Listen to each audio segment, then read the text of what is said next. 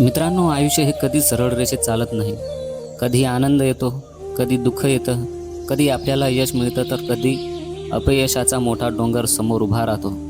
पण एक गोष्ट कायम लक्षात ठेवा, परिस्थिती कितीही वाईट असली तरी ती कायमची राहत नाही.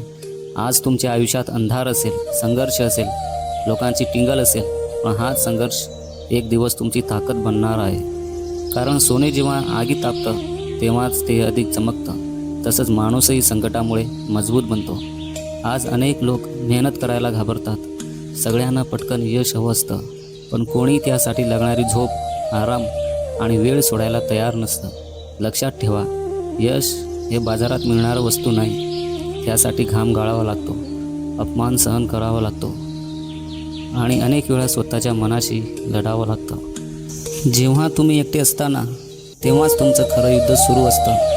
कारण बाहेरच्या लोकांपेक्षा स्वतःच्या मनाला जिंकणं खूप कठीण असतं.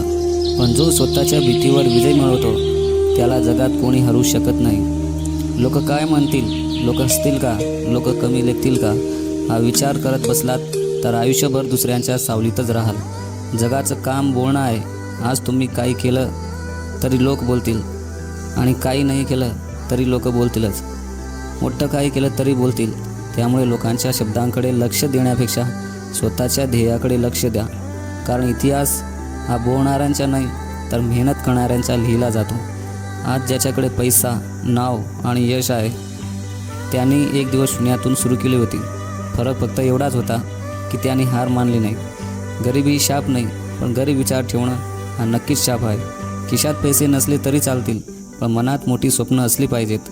कारण ज्याच्या डोळ्यात स्वप्न असतं तोच आयुष्यात मोठं काही करू शकतो. छोट्या गावातून आलेला मुलगाही मोठं नाव कमवू शकतो जर त्याच्यात जिद्द असेल.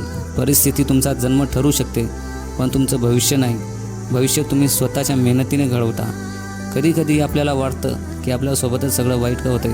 पण मित्रांनो, देव प्रत्येकाला संघर्ष देत नाही. संघर्ष त्यांना मिळतो ज्यांच्यात काहीतरी मोठं करण्याची क्षमता असते. झाड जितकं उंच वाढतं तितका वारा त्याला जास्त लागतो. त्यामुळे संकट आली तर घाबरू नका, त्यांना सामोरे जा. कारण प्रत्येक संकट तुमच्यातील नवीन ताकद बाहेर काढत असतं.